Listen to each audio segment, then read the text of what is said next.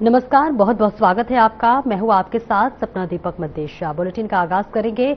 भिलाई में महाशिवरात्रि पर बोल बम सेवा एवं कल्याण समिति द्वारा निकाली गई भव्य बाबा की बारात आकर्षण का केंद्र रही। हथखोज से शुरू हुई शोभा यात्रा में 15 फीट की अघोरी भूत पिशाच, कंकाल, झांकियां और भगवान शिव की आनंद मुद्रा में सजी प्रस्तुतियां शामिल रही। डीजे और लोक नृत्य के बीच हजारों श्रद्धालु झूमते नजर आए। आयोजन में किरण सिंह देव और रमन सिंह की धर्मपत्नी वीणा सिंह सहित कई जनप्रतिनिधि शामिल हुए। देश के विभिन्न राज्यों से आए कलाकारों ने राम रावण समुद्र मंथन और शिव पार्वती विवाह की झांकियां प्रस्तुत की। करीब 4000 श्रद्धालु बारात में शामिल हुए। इसके साथ ही आयोजन का नाम इंडिया बुक ऑफ रिकॉर्ड्स और एशिया बुक ऑफ रिकॉर्ड्स में दर्ज किया गया।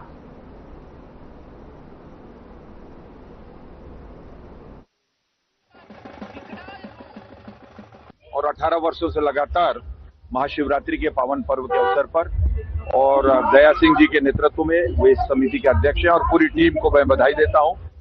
और विभिन्न प्रांतों से ऐसी झांकियां निकलती है, बाबा भोलेनाथ के बारात में सम्मिलित होते हैं। हजारों की संख्या में लोग यहाँ एकत्रित होते हैं, बड़ा अद्भुत है। और मेरा ये दूसरा वर्ष लगातार आना हुआ है। मैं पूरी समिति को, अध्यक्ष दया सिंह जी को बहुत बहुत बधाई देता हूं। ये आसान काम नहीं है, लगातार 18 वर्षों से इतना बड़ा कार्यक्रम आयोजित करते हैं। देखिए, इंडिया बुक ऑफ रिकॉर्ड में और एशिया बुक ऑफ रिकॉर्ड में आज ये कार्यक्रम सम्मिलित हुआ है और उन्हें अवार्ड मिला है, इसकी बहुत बहुत बधाई। पूरे देश भर में बहुत उत्साह है। आप सभी के माध्यम से महाशिवरात्रि के पावन पर्व पर मैं बहुत बहुत बधाई देता हूँ पूरे छत्तीसगढ़ वासियों को, पूरे देशवासियों को कि बाबा भोलेनाथ की कृपा सभी पर बनी रहे। हमारा छत्तीसगढ़ उन्नति की ओर और तेजी से अग्रसर हो, विकास को तेज गति से प्राप्त कर रहा है ये छत्तीसगढ़, और इसी तरीके से सभी पर उनकी कृपा बनी रहे। तो बस महाशिवरात्रि की आप सबको बहुत बहुत शुभकामना। भिलाई हमेशा आगे बढ़ता रहे, इसी तरह भगवान के काम को उत्साहित रूप में करते रहे। बाबा की बारात 18 साल से निकाल रहे हैं। 18 साल से निकाल रहे हैं। शुरुआत में मैं आती थी, फिर बीच में तबीयत खराब हुई तो छोड़ दिया। आज आप आएंगे तो वर्ल्ड रिकॉर्ड भी बनाया गया है, बधाई दें। इसलिए आई हूँ, आप लोगों को, पूरे भिलाई वासियों को बधाई दे रही हूँ और इनकी टीम को तो देना ही है। तो आप सब लोगों को बहुत बहुत, भगवान की जब कृपा हो तो ऐसी हो सबके ऊपर। अंकित होता है और 18वां साल बाबा की बारात को है। निश्चित तौर पर इंडिया बुक ऑफ रिकॉर्ड और एशिया बुक ऑफ रिकॉर्ड दोनों रिकॉर्ड में दर्ज होना बोल बम समिति बल्कि भिलाई के लिए बड़ा गर्व का क्षण है, गर्व का पड़ है। और आज अतिथियों द्वारा जो आए और पूरे गोल्ड कहीं न कहीं भक्ति के भाव हमको सबको मिला था। देवा तो महादेव का एक प्रसाद है जो बोल बम समिति ने पूरे भिलाई वासियों को मिला। इसलिए पूरा भिलाई दुर्ग छत्तीसगढ़ इस भाव के साथ खुश में है कि कहीं न कहीं दो रिकॉर्ड के साथ आज भिलाई का नाम दर्ज हुआ। प्रदान करेंगे।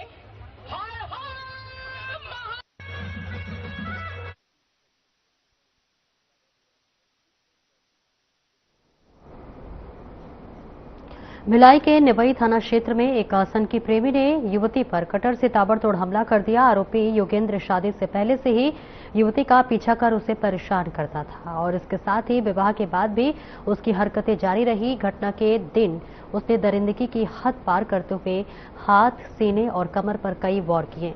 इस बीच गंभीर रूप से घायल युवती को निजी अस्पताल में भर्ती कराया गया है, जहां उसकी हालत नाजुक बताई जा रही है। इस बीच पुलिस ने त्वरित कार्रवाई करते हुए आरोपी को गिरफ्तार कर लिया है और अतिरिक्त पुलिस अधीक्षक मणिशंकर चंद्र ने बताया कि मामले की जांच जारी है और कड़ी कार्रवाई की जाएगी।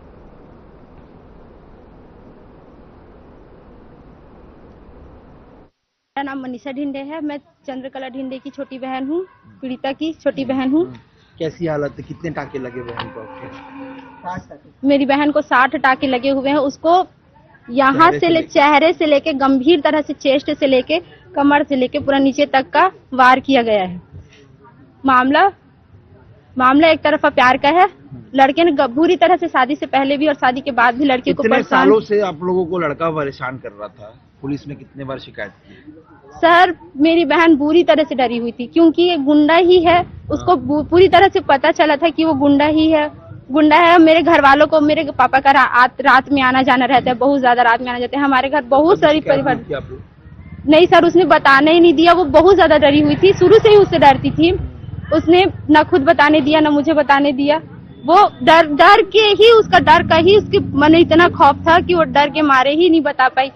और देखिए आज वही डर, मतलब गलती होगी, आप लोग को शिकायत करना था ऐसा लगता है? नहीं बिल्कुल सर, अगर हम शिकायत भी करते तो 3 केस तो इसके खिलाफ चल रही है, वो चौथा केस भी आता, दूसरे दिन वो छूट के आ जाता, मेरे भाई को मेरे पापा को मार देता। हम लोग क्या कर लेते? अभी की डेट में अगर अभी उसको 2 साल की सजा मिल जा रही है, ठीक है, उसको 2 साल की सजा अगर मिल जा रही है, फिर उसके बाद वो छूट के आ जाएगा, मेरे भाई को मार देगा, मुझे मार देगा, जो मेरी बहन को मार सकता है वो मेरे भाई को भी मार देगा, मेरे पापा को मार देगा। हम लोग क्या करेंगे? क्या नाम है आरोपी?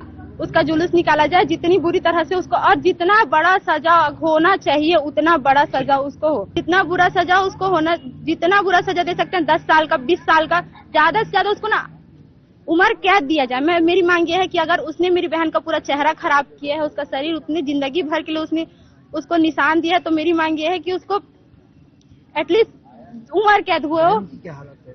बहुत बुरी हालत थी सर, आईसीयू से जस्ट अभी उसको बाहर निकाला गया है। आईसीयू में थी वो, आईसीयू से अभी जस्ट उसको बाहर निकाला गया है। शादी भी हो चुकी बहन की ना 2 साल पहले? सर उसने, हाँ शादी भी हो चुकी है सर। डर के कारण जल्दी शादी कर दी? नहीं सर, डर के कारण नहीं था, शादी तो बिल्कुल मर्जी से ही हुआ है। नहीं, वो लड़का बार बार परेशान कर रहा था और नहीं सर, तलवार लेके आया था, ऐसा कुछ घटना सामने? नहीं सर, वो भाइयों को ज्यादा पता होगा, हमारे तक वो बात नहीं आने दी लड़कों ने, जैसा भी है। पर ठीक सर और उसने धमकी भी दिया है घर वालों के खिलाफ कि अगर कुछ होता है, कुछ मतलब कुछ तुम लोग करते हो तो कल के डेट में तुम लोग, तेरे भाई को आके मार दूंगा, तेरे पापा को आके मार दूंगा।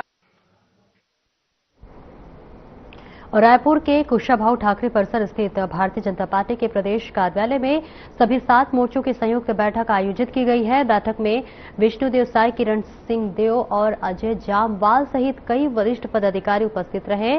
प्रदेश अध्यक्ष किरण सिंह देव ने कहा कि संगठन को बूथ स्तर तक मजबूत करते हुए सरकार की योजनाओं को चौपालों के माध्यम से आम जनता तक पहुंचाया जाएगा। इसके साथ ही बैठक में केंद्र सरकार की जन कल्याणकारी योजनाओं और विकसित भारत के संकल्प को घर घर पहुंचाने का लक्ष्य निर्धारित किया गया।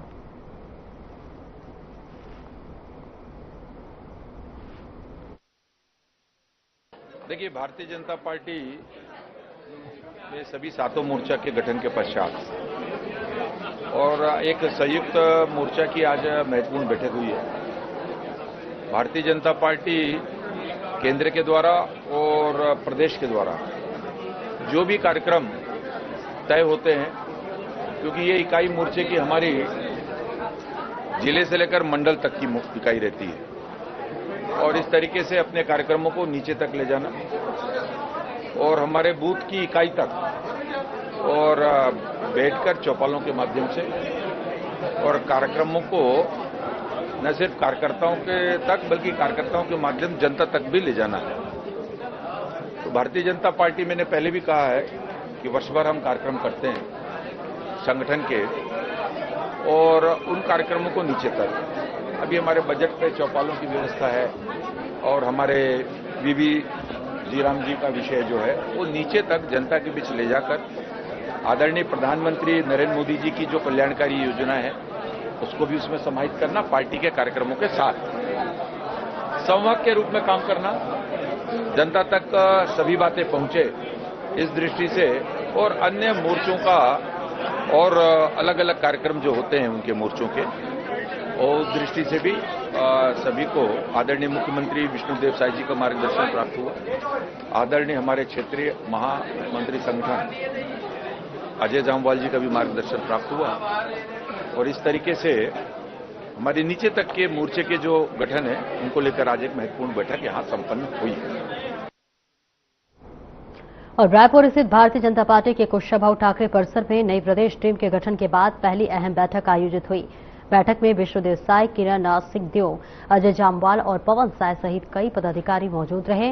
नए पदाधिकारियों को संगठन की रीति नीति, कार्यशैली और दायित्वों को लेकर प्रशिक्षण दिया गया। चुनावी तैयारी पर भी जोर दिया गया। इसके साथ ही बैठक को संगठन को और सशक्त बनाने तथा आगामी चुनावी रणनीति तय करने की दिशा में महत्वपूर्ण कदम माना जा रहा है।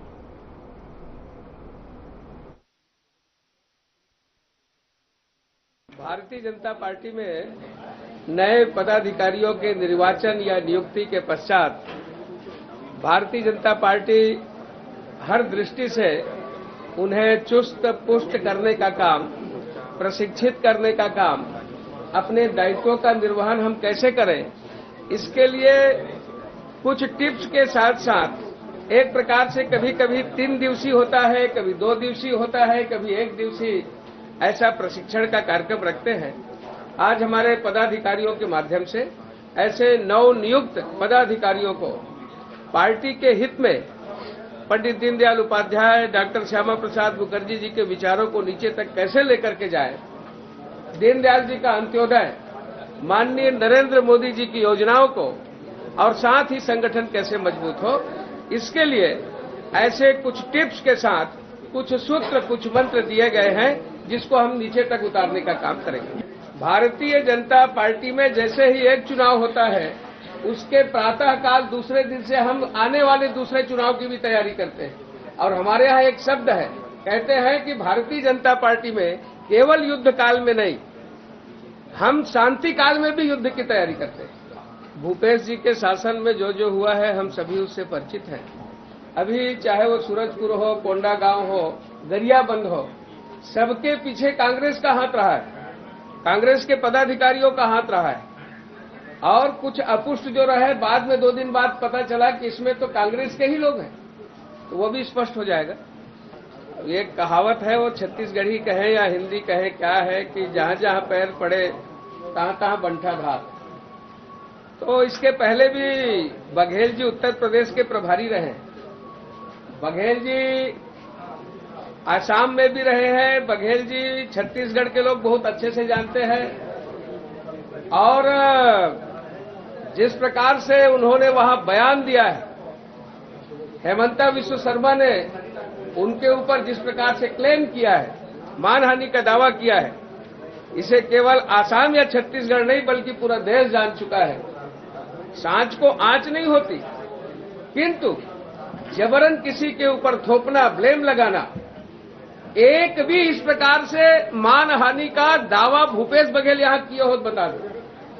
किंतु जो बेदाग है, जिसके कपड़े में एक भी दाग नहीं है और वो जैसे स्याही को बिल्कुल सींच दे, तो इस प्रकार करने की उन्होंने कोशिश किया। और उसमें किसी प्रकार से, और आसाम की जनता जो मैंडेट देने वाली है वो भारतीय जनता पार्टी के पक्ष में होगा। बल्कि मेरा एक प्रति प्रश्न है, वहां के कांग्रेस के जो अध्यक्ष है प्रदेश के, मिस्टर गोगोई, वहां के प्रदेश अध्यक्ष है, उसकी पत्नी का पाकिस्तान से क्या संबंध है? क्या तौकीर रजा के से वो वहां वो जो क्लाइमेट एजेंसी के रूप में एक संस्था काम करती है, अली तौकीर शेख, क्लाइमेट एक्टिविस्ट, इनसे क्या संबंध है? कितना वेतन पाकिस्तान से वो ले चुकी है? और अभी जब गोगोई गए थे तो हवाई मार्ग से न जाकर के वे बॉर्डर से गए थे। ये आखिर क्या कहलाता है? पाकिस्तान से रिश्ता गोगोई स्पष्ट करे। एसआईटी गठन के बाद बयान देने का काम आदरणीय हेमंता विश्व शर्मा जी ने किया था, उसमें स्पष्टीकरण दे।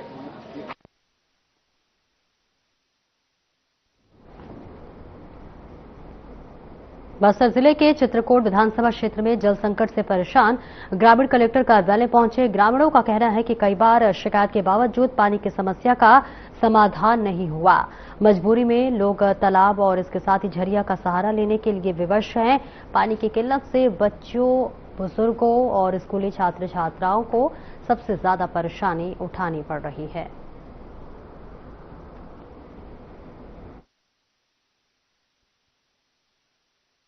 क्या समस्या लेके आए हो? पानी का समस्या लेके आए। कौन गांव से हो? कुरेंगा। क्या है पानी का समस्या? पानी जैसे हम लोग बहुत बार खोदने के लिए बोले हैं, अभी तक खोदने का कोई कार्रवाई नहीं हो रहा है। फिर दूसरे जगह से हम लोग पानी लेके आते हैं 1-2 किलोमीटर जाके। गर्मी में और दिक्कत हो जाता है, उस समय पानी हम लोग को नहीं मिलता है, बहुत दूर दूर जाके लाते हैं। बरसात में होने से कुआं के कहीं से लाते हैं पानी पीने के लिए। हैंडपंप नहीं है क्या आपके गांव में? नहीं है। तो अभी तो सभी ग्राम पंचायतों में जल जीवन मिशन के तहत कार्य हो रहा है और सबको घर घर पानी भी उपलब्ध कराया जा रहा है सरकार की तरफ से। नहीं, वो टंकी तो बना है लेकिन उसमें बोर नहीं खोदे हैं, घर घर पाइप लगवाए हैं, लेकिन वहाँ बोर खोदेंगे, वहाँ टंकी में पानी डालेंगे तभी तो घर घर पानी आएगा सर। कितने की आबादी है गांव में? है ना। कितने लोग होंगे टोटल? कितना घर है गांव में? गांव में होंगे 50-60 घर तो होंगे। कुरेंगा क्या ग्राम पंचायत है? ग्राम कौन से पंचायत जनपद में आता है?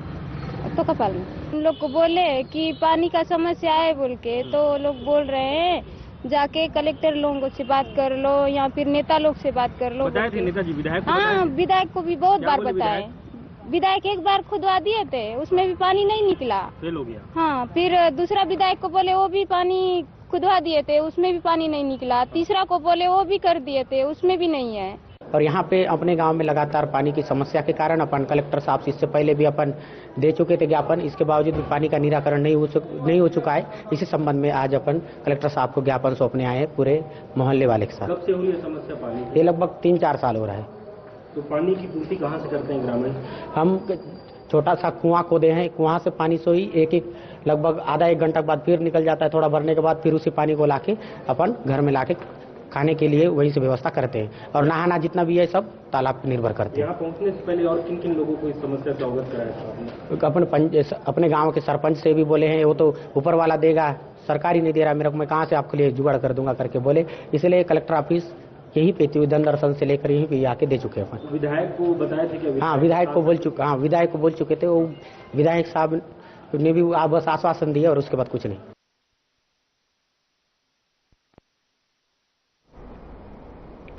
और आगे बढ़ेंगे। पखांजूर क्षेत्र के ग्राम पेवरी 68 में राशन वितरण में अनियमितता के आरोप लगे हैं। ग्रामीणों ने आरोप लगाया है कि ई-केवाईसी के नाम पर अवैध वसूली की जा रही है। 35 किलो की जगह केवल 20 किलो चावल दिया जा रहा है।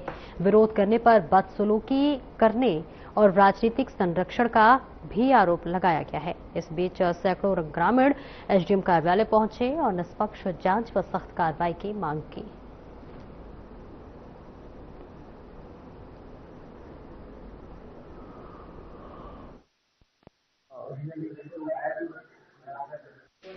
पहले 3 महीना हो गए, अभी ठीक से सबका जो राशन कार्ड में ई-केवाईसी नहीं हुआ है।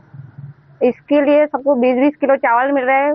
बहुत सारे जो बच्चे लोग भी भूखे भी रहते हैं, तो सबको ठीक से मिलना चाहिए। और आगे कुछ कार्रवाई की मांग कर रहे हैं आप लोग? हाँ, सबको चावल ठीक से मिल रहा है क्या नहीं, उस पर जांच भी करना चाहिए और सबको ठीक से राशन भी मिलना चाहिए। दिया था, वो 2 नाम जोड़ने का लिए पैसा दिया 1000 रुपया, 2 साल हो गया, अभी तक नाम नहीं जुड़ा। किसके द्वारा पैसा लिया गया था? मेरा बेटा का पास से ऑनलाइन से दिया। संचालक दुकानदार का नाम क्या है? परवीन साहब। हम गाँव वासी पूरा आए हैं, हमको राशन पानी गाँव वालों को किसी को ठीक ढंग से नहीं मिल रहा है, इसी कारण हम आए हैं सबको। क्या क्या परेशानी आ रही है आप लोगों को? काफी दिनों तक राशन नहीं मिल रहा है। 3-4 महीना से 35 किलो चावल मिलता है, पर वो बोलता है जो 20 किलो आया है और कार्ड में लिख देता है कि 35 किलो। मतलब 35 किलो लिख के दिया जा रहा है, लेकिन आप लोगों तक 20 किलो मिल रहा है। 20 किलो। तो ये प्रबंधक का नाम क्या है? उसका नाम मुझे पवित्र शाह उसका नाम है। और ज्यादा कुछ बोलने से बोलते आप लोग क्या कर पाओगे, कुछ नहीं कर पाओगे, बोलो कहाँ जाएंगे हम लोग, बोलो। आप लोग आज बड़ी संख्या में यहाँ पे आए हैं, क्या कार्रवाई चाहते हैं आप लोग? हम लोग चाहते हैं हमको पूरा गाँव वासी को राशन पानी ठीक से ढंग से मिले। सरकार हमको पूरा दे रहे हैं, लेकिन ये क्यों नहीं दे रहा है?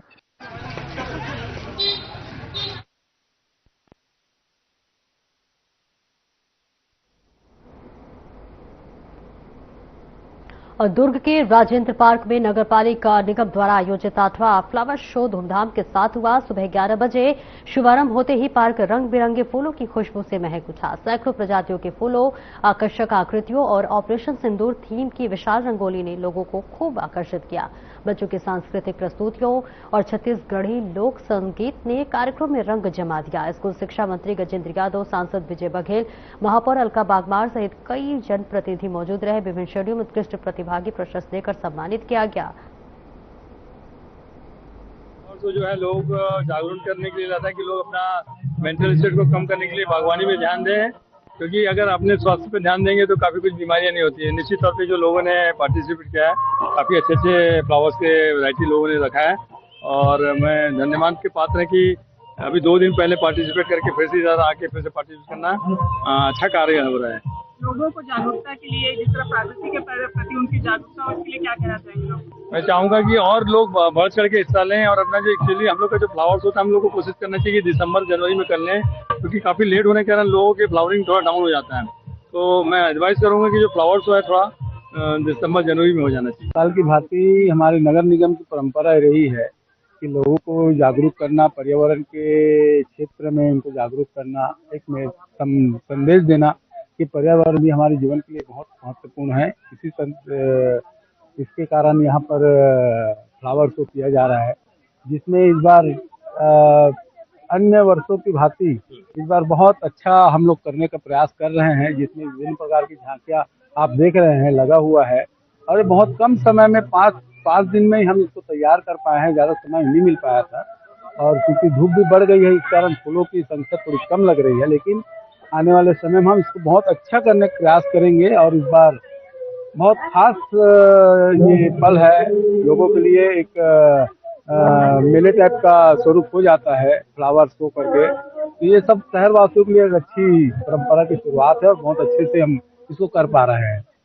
आज वैलेंटाइन डे, आज के लिए ब्लैक डे बोला गया, क्या बोलते? आज वैलेंटाइन डे हम नहीं मानते, वैलेंटाइन हमारी परंपरा नहीं है भारत देश की। हमारे लिए तो आज ब्लैक डे है। पुलवामा हमला आज के दिन जो हुआ था उसके लिए हम बहुत हमारे सैनिकों का हृदय से श्रद्धांजलि अर्पित करते हैं हमारे निगम की ओर से, और हम वैलेंटाइन डे हम नहीं मानते यहाँ पर, हमारी भारत की परंपरा नहीं है। देखिए, फ्लावर शो का आयोजन है। फ्लावर शो हमको प्रकृति की खूबसूरती और प्रकृति से प्रेम करने का एक संदेश देती है। बहुत सारे लोग हैं जिनको प्रकृति से बहुत प्रेम है और कुछ लोग ऐसे हैं जो पौधे में लगे फूल को भी तोड़ देते हैं। तो उनको एक संदेश देना है कि हमको प्रकृति से, आज का वैलेंटाइन डे एक्चुअल में हमको प्रकृति से प्रेम करना सिखाता है। प्रकृति से प्रेम करने का आज दिवस है, तो आज उसी तर्ज पे हम प्रकृति से प्रेम करते हुए और लोगों को संदेश देते हुए कि आप भी आइए और आप भी प्रकृति को देखिए। प्रकृति जो ईश्वर ने जो बनाए हैं फूल, उसकी खूबसूरती को देखिए। तो बहुत सारे विभिन्न प्रकार के आपको फ्लावर दिख रहे हैं, बोनसाई दिख रहे हैं, विभिन्न प्रकार के फल हैं जिनको कितनी खूबसूरती से कटिंग करके किस तरह से सजाया गया है। गणेश जी बनाए हैं और विभिन्न प्रकार की चीजें बनाई गई है। और आज शहीद दिवस भी है, काला दिवस भी है, तो हम अपने वीर शहीदों को श्रद्धांजलि देते हुए, उनको श्रद्धा सुमन अर्पित करते हुए, हमने जैसे ही फ्लावर शो गेट में एंट्री करते हैं 2 रंगोली बनाए हुए हैं।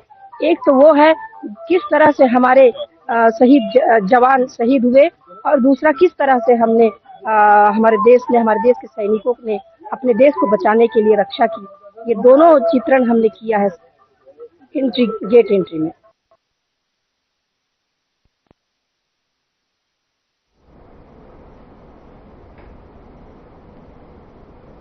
तो सीधी तस्वीरें आपको दिखा रहे हैं दुर्ग से, जहां पर राजेंद्र पार्क में भव्य फ्लावर शो शुरू हुआ है और इस प्रदर्शनी को देखने के लिए दूर दूर से लोग पहुंचे हुए। ऑपरेशन सिंदूर थीम की भी यहां पर आकर्षण देखने को मिल रहा है। रंगोली भी बनाई गई है। हजारों की भीड़ यहां पहुंची हुई है। फिलहाल इस बुलेटिन में इतना ही। नमस्कार।